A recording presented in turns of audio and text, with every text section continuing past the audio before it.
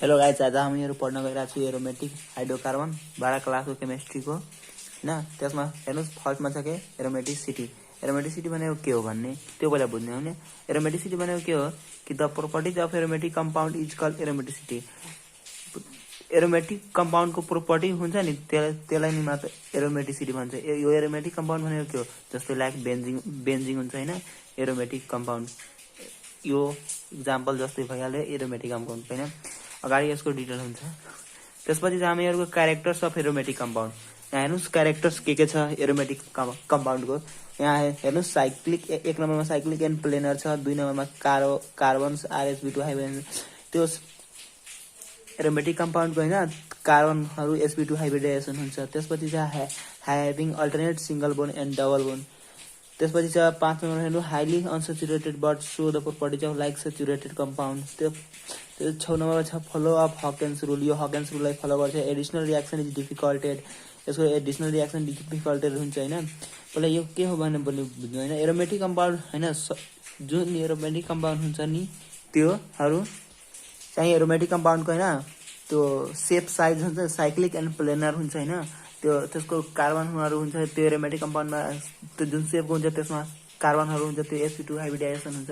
यसमा alternate single bond and double bone हुन्छ। जसरी एउटा डबल बोन भयो भने एउटा सिंगल बोन फेरि डबल बोन यसरी बनेर आउँछ हैन। त्यसपछि छ हैन अनसेचुरेटेड। यसको प्रोपर्टिज लाइक गर्छ सेचुरेटेड कम्पाउन्डको नि यो हकेन्स रुल फलो गर्छ हैन। हकेन्स रुल यो यसको एडिसनल रियाक्सन डिफिकल्टेड हुन्छ के। यो जोड्ने रियाक्सन हुन्छ नि, एउटा प्लस माइनस गरेर जोड्छ हैन, त्यो रियाक्सनहरू हुन्छ। अगाडि हामी त्यसको बारेमा डिटेलमा छ पढ्नु, अगाडि पढ्छौँ हैन। त्यस एडिसनल रियाक्सन कसरी हुन्छ र किन गरिन्छ। त्यसपछि छ हकेन्स रुल। यहाँ हेर्नुहोस् the compound contain must be 4n plus 2 pi delocalized electron is called Huckel's rule हुन्छ हैन। यो हकेन्स रुल भनेको हो कि जुन एरोमेटिक कम्पाउन्ड हुन्छ नि त्यसले कन्टेन गरेको हुन्छ के 4n plus 2 pi, where n is equal to 0 1 2 3 4 राख्न पनि सक्छ के। यो 4n plus 2 pi भनेको के हो कि अल्टरनेट सिंगल बोन हुन्छ नि। 11 क्लासमा हामीहरू पढेको होला कि double bond single bone. Double bond जुन ठाउँमा हुन्छ नि कार्बन बीचमा एउटा बोन हुन्छ हैन, त्यो सिग्मा बोन हुन्छ हैन। अनि त्यो डबल बोन भइदियो भने एउटा सिग्मा बोन र एउटा पाई बोन हुन्छ। यहाँ हेर्नु 4n plus 2 pi छ नि, अनि यो पाई बोन हैन कमजोर खाले बोन हुन्छ। 11 मा भनेको होला सरहरूले। त्यो पाई बोन भाँच्न सक्छ हैन। पाई बोन भाँच्न सकिन्छ, तर सिग्मा बोन कार्बनको बीचको भाँच्न यो सक्दैन के। यो सिग्मा बोन हैन, यो डबल बोन भयो भने एउटा सिग्मा र एउटा पाई हुन्छ हैन। यसरी गरेर आउँछ हैन। अनि यो पाई बोन इन्डिकेट गर्छ के एरोमेटिक कम्पाउन्डमा कतिवटा पाई बोन छ भनेर। जसरी 1 राख्नु हैन, जसरी बेन्जिङको सेप एउटा हुन्छ कि यो बेन्जिङको रिङ कतिवटा छ, एउटा छ रिङको कन्टेनिङ। अनि त्यसरी बेन्जिङ दुईवटासँग अट्याच छ हैन। जसरी नापाथिलिन हुन्छ नि, यसरी अट्याच हुन्छ नि बेन्जिङ। यो दुवै अट्याच भएको बेन्जिङलाई हैन, यसमा दुईवटा रिङ छ। त्यसो भए यसको n इक्वल यो बेन्जिङ भयो हैन। बेन्जिङ इक्वल बेन्जिङको यस्तो निकाल्ने हो भने n को मान कति राख्ने त्यो कन्फ्युज नहुनु। यो यसमा रिङ हेर्नुहोस् हो कतिवटा रिङ छ हैन। यो रिङ एउटा छ भने यहाँ n इक्वल टु 1 राख्नुहोस् अनि हल गर्नुहोस्, अनि त्यसको निस्किहाल्छ के मान कति हुन्छ। जसरी यसको 1 राख्यो भने 6 आउँछ हैन, 6 वटा हैन। यो बेन्जिङ रिङमा हेर्नु त यसरी हामीहरूको बेन्जिङ हुन्छ हैन। हेर्नुहोस् यहाँ हेर्नुहोस् इक्जाम्पल छ। यहाँ हेर्नुहोस् बेन्जिङ छ, यहाँ 6 वटा कसरी पुगाउने हैन। एउटा दुईटा तीनटा चारटा पाँचटा 6 वटा यहाँ भयो नि, 6 वटा भयो। यो एरोमेटिक कम्पाउन्डको इक्जाम्पलहरू छ हेर्नुहोस्। यो नापाथिलिन हैन, दुईवटा छैन, एउटा रिङ दुईवटा n इक्वल टु राख्नुहोस् हैन। 4n plus 2 pi यो हुन्छ हैन। यो एन्थ्रासेन भन्ने हो। एन्थ्रासेनलाई 3 वटा गरेर राख्नुहोस्, n इक्वल टु 3 राख्नुहोस्, यो पुग्छ। n इक्वल टु यसमा 2 राख्नुहोस्, यो पुग्छ। n इक्वल टु यसमा 1 राख्नुहोस्, यो पनि पुग्छ। यसरी हो हामीहरूको यो एरोमेटिक कम्पाउन्डको इक्जाम्पलहरू छ हैन। त्यसपछि छ हैन स्ट्रक्चर फर्मुला बेन्जिङको के हो।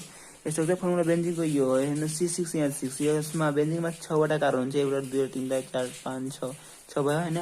अनि हाइड्रोजन पनि 6 वटा हुन्छ हेर्नुस् यहाँ यो बेन्जिनको स्ट्रक्चरहरु छैन हेर्नु alternate single bond and double bone छैन हेर्नुस् अल्टरनेट सिंगल बोन एउटा सिंगल बोन एउटा डबल बोन फेरि सिंगल बोन फेरि डबल बोन यसरी गरेर अल्टरनेट भएर बसेको हुन्छ हैन यसलाई यसरी पनि लेख्न सकिन्छ यसरी पनि लेख्न सकिन्छ यसरी पनि लेख्न सकिन्छ हैन यो पनि त्यसको स्ट्रक्चरहरु हो यसमा जुन टाइपले नि सोधे भने यो स्ट्रक्चरै बुझ्नु होला है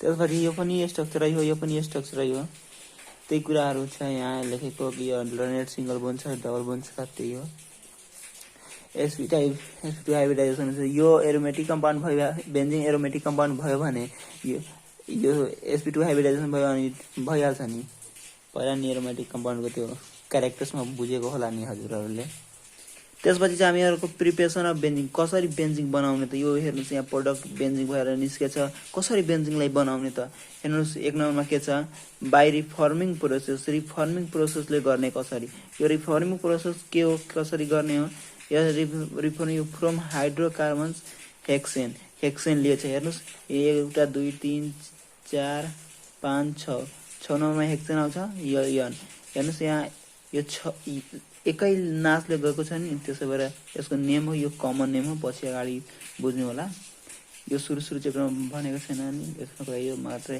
यन हेक्सेन भने यो यन हेक्सेन लेखेको हैन यसलाई A2O3 505 डिग्री सेल्सियस 550 डिग्री सेल्सियससँग पास गर्यो भने बेन्जिन आउँछ हैन त्यसपछि 2 नम्बरमा हाम्रो छ इथाइनलाई एसिटाइलिन पनि भनिन्छ हेर्नुस् यहाँ इथाइन लेखेको छ यसलाई इथाइन हो यो हैन यसको नेम इथाइन हो यसलाई 70 डिग्री सेल्सियस क्याटालिस्ट युज गरेर हैन C6 बनाउन सकिन्छ यसलाई बेन्जिन भनिन्छ यो हाम्रो बेन्जिन भयो दुईवटा तरिका भयो अनि तेस्रो नम्बरमा के छ कि बाइ डिकार्बोजाइलेसन रिएक्सन यो डिकार्बोजाइलेसन रिएक्सनमा के हुन्छ CO2 ग्रुप रिमुभल हुन्छ के CO2 ग्रुप रिमुभल हुन्छ यहाँ हेर्नुस् यहाँ हेर्नुस् C2H5 CON छ यहाँ यसबाट NaOH प्लस CO सँग पास गरादा यसमा CO2 को रिमुभल हुन्छ यो CO2 दुबै निस्केर बाहिर आउँछ नि हेर्नुस् यो सँग यहाँ Na सँग रिएक्सन गरेर यो बाहिर निस्किहाल्छ अनि यो बाँकी बच्छ यसको एक्जाम्पल यहाँ पनि दिएको छ हैन यहाँ हेर्नुस् Na यसलाई सोडा लाइम भनिन्छ हेर्नुस् यहाँ सोडा लाइमसँग पास गरेर यो बनाउन सकिन्छ त्यसपछि चाहिँ हाम्रो by reaction of phenol with zinc फिनोललाई जिंकसँग रिएक्सन गर्यो भने के हुन्छ हैन त्यसले पनि बेन्जिन नै बनाउँछ यो प्रिपरेसन अफ बेन्जिन नै हो फिनोल हैन यो फिनोललाई हैन जेडन डस्ट पनि भन्न सकिन्छ यसलाई जेडन डस्ट सँग पास गर्यो भने बेन्जिन नै आउँछ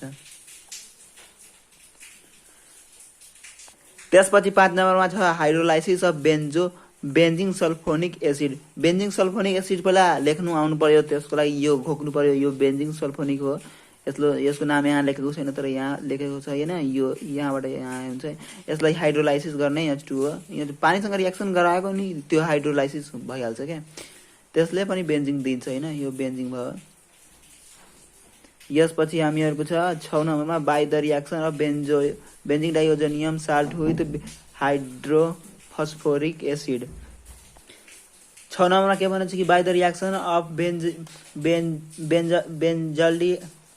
बेन्जोइक साल्ट सरी अलि मिस्टेक भएको छ यो 6 नम्बरमा के छ कि by the reaction of benzene diazonium salt with hydrophosphoric acid हेर्नुस् यहाँ यो कसरी बुझ्ने कि साल्ट हो NaCl हुन्छ भने साल्ट N2Cl छ भने यो साल्ट हो के यो बेन्जिन डाइओजोनियम साल्ट हो यो बेन्जिन डाइओजोनियम साल्ट हो अनि यो हाइड्रोफस्फोरिक एसिड सँग रिएक्सन गर्यो भने बेन्जिन नै आउँछ हैन हेर्नुस् यहाँ यो बेन्जिन आएछ हैन अनि त्यसपछि छ फिजिकल प्रोपर्टिज अफ बेन्जिन के हो फिजिकल प्रोपर्टिज अफ बेन्जिनको स्टेट त्यसको हुन्छ लिक्विड हुन्छ कलरलेस हुन्छ स्मेल स्पेसिफिक हुन्छ स्पेसिफिक हुन्छ हैन सोलुबिलिटी त्यसको हैन सोलुबिलिटी के हुन्छ कि is not soluble in water यो सोलुबल हुँदैन वाटर सँग हैन अनि यो के सँग सोलुबल हुन्छ अल्कोहल र इथर सँग मात्र सोलुबल हुन्छ त्यसको फ्रीजिङ पोइन्ट 5.5 डिग्री सेल्सियस हैन बोइलिङ पोइन्ट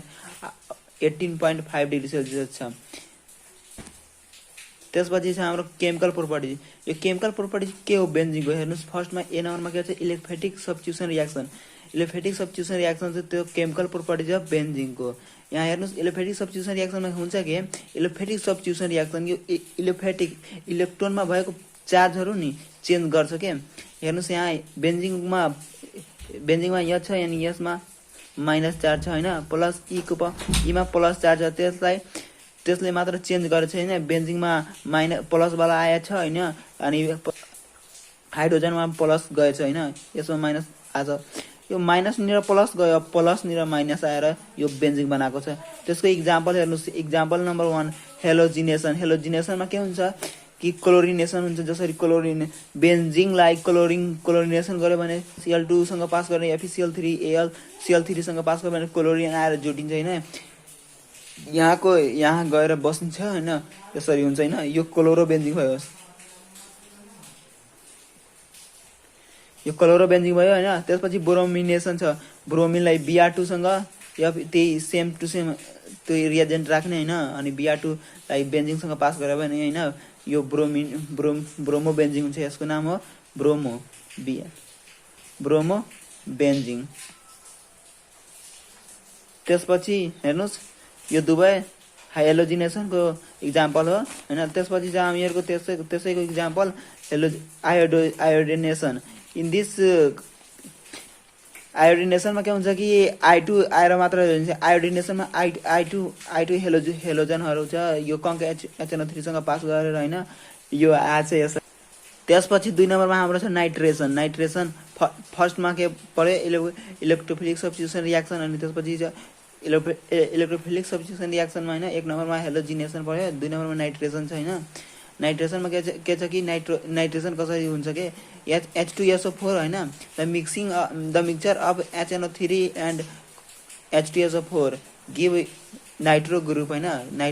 यहाँ नाइट्रोनियम आइरन दिएछ हैन, त्यसलाई नै नाइट्रेसन रियाक्सन भनिन्छ हैन। हेर्नुस् यहाँ बेन्जिङलाई HNO3 प्लस H2SO4 सँग पास गरायो भने कङ्क हिटसँग पास गरायो भने हैन नाइट्रो बेन्जिङ भन्छ। बेन्जिङमा NO2 ग्रुप माथि हुन्छ नि, त्यसलाई नाइट्रो बेन्जिङ भन्छ के। त्यसको 3 नम्बरमा के छ सल्फोनेसन रियाक्सन।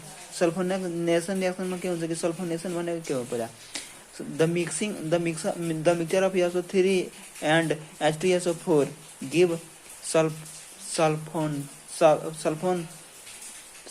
सल्फोन दिन्छ हैन, त्यसलाई नै सल्फोनेसन रियाक्सन भनिन्छ। हेर्नुस् यहाँ SO3 प्लस H2SO4 रियाक्सन गर्छ भने HSO3 छ दिएको छ, त्यसलाई नै सल्फोनेसन रियाक्सन भन्छ। त्यसमा एउटा प्रोडक्ट प्लस र माइनस पोजिटिभ र नेगेटिभ दुवैमा आउँछ के। त्यसैको इक्जाम्पल हेर्नु सल्फोनेसन रियाक्सनको इक्जाम्पल हेर्नुस् यहाँ बेन्जिङलाई SO3 प्लस H2SO4 सँग पास गराएको छ हिट दिएर हैन, त्यसलाई यो बेन्जिङ सल्फोरिक एसिड बनिन्छ, बेन्जिङ सल्फोरिक एसिड बनेछ हैन। त्यसपछि छ 4 नम्बरमा Friedel Crafts alkylation. Friedel Crafts alkylation हेर्नुस् इन दिस रियाक्सन अल्कालाई ग्रुप CH3C2 यो अल्कालाई ग्रुप राम्ररी चिन्नु होला है। अल्कालाई group CH3C2 CH5 C3 CH7 etc हरु हुन्छ अल्कालाई ग्रुप। यो बेन्जिङमा हैन अल्कालाई ग्रुप जोड्ने अनि जोड्ने रियाक्सनलाई नै फ्रेडल क्ल्याप अल्काइलेसन भन्छ। जोड्नको लागि रिएजेन्ट के युज गर्छ AlCl3 और FeCl3। त्यसमा अल्कालाई ग्रुप यहाँको हैन, यो अल्कालाई ग्रुप हैन यो बेन्जिङको रिङमा आएर बसिदिन्छ अनि टलो यो बनाएर के मिथाइल बेन्जिङ। यो मिथाइल ग्रुप हैन, अनि मिथाइलसँग बेन्जिङ भएकोलाई नेम गरेछ मिथाइल बेन्जिङ। यसलाई कमन नेममा टलुन भनिन्छ। त्यसपछि 5 नम्बरमा के फ्रेडल क्ल्याप एसाइलेसन। बेन्जिङमा एसिटिक एनहाइड्रससँग पास गरेर बेन्जिङलाई एसिटिक एनहाइड्रससँग राख्यो भने त्यो सेम रिएजेन्ट हो, माथिको रिएजेन्ट र तलको रिएजेन्ट AlCl3 FeCl3 सँग पास गर्यो भने एसिटोफिनोल बन्छ। एसिटोफिनोल कसरी लेख्ने बेन्जिङ रिङमा COCl3 जोड्ने अनि त्यसलाई नि एसिटोफिनोल भन्छ। यो हजुरहरुलाई कसैले पनि सिकाउँदैन कि यो कसरी लेख्ने के हुन्छ, यो यादै गर्नुपर्छ के। जति कुरा भयो यो केमिकल प्रोपर्टिजमा हामीहरू फर्स्टमा पहिला इलेक्ट्रोलाइटिक सब्स्टिट्युसन रियाक्सन पढ्यो ए नम्बरमा, त्यसमा हेलोजिनेसन नाइट्रेसन यिनीहरू पढेको थियो। त्यसपछि हाम्रो बी नम्बरमा एडिसनल रियाक्सन छ। एडिसनल रियाक्सन भनेको जोड्ने खाले रियाक्सन। यसमा हेर्नुहोस् benzene undergo additional reaction in industries conditions that is this reaction is difficult in the benzene reaction is difficult in benzene।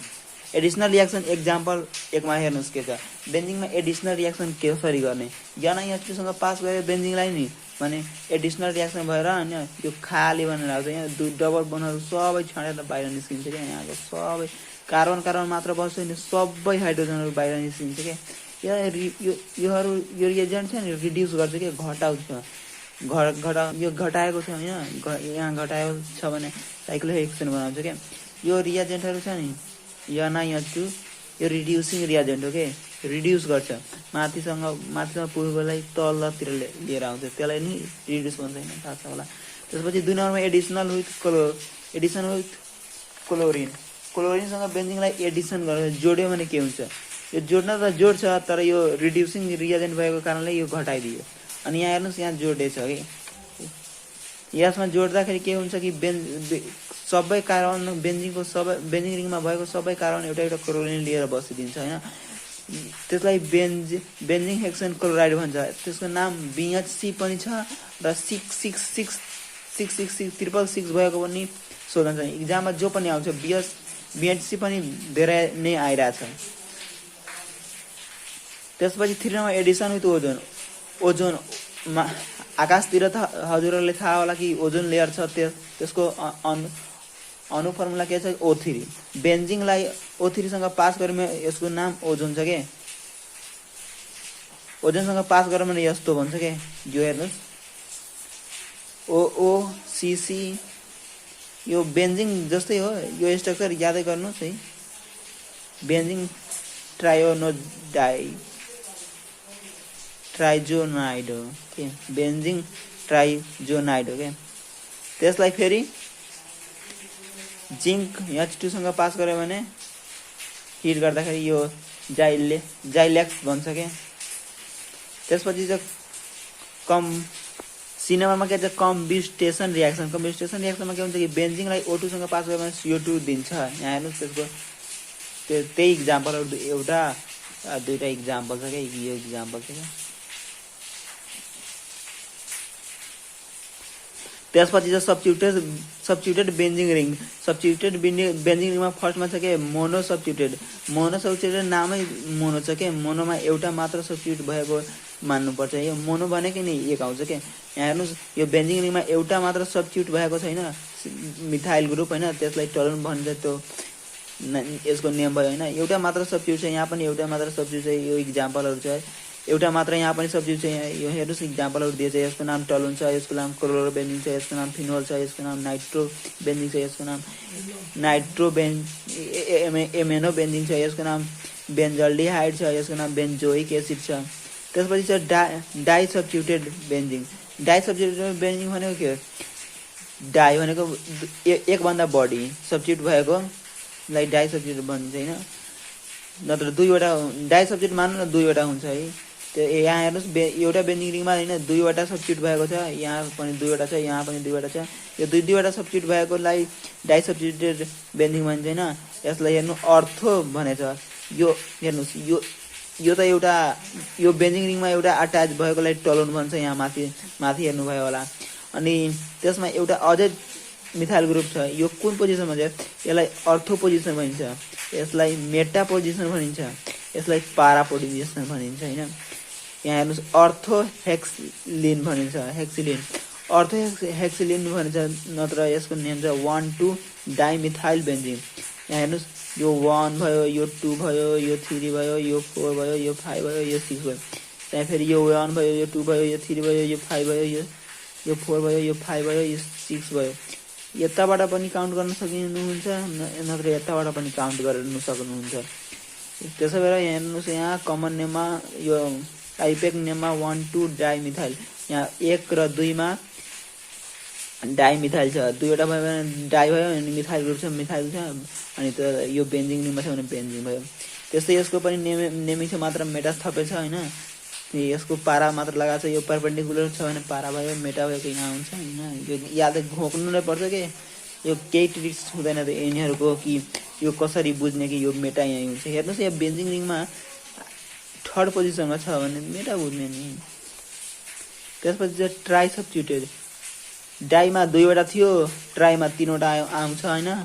एउटा बेन्जिङमा 3वटा अट्याच छ हैन, हेलोजन ग्रुप हैन, त्यसलाई ट्राई सब्स्टिट्युटेड भनिन्छ।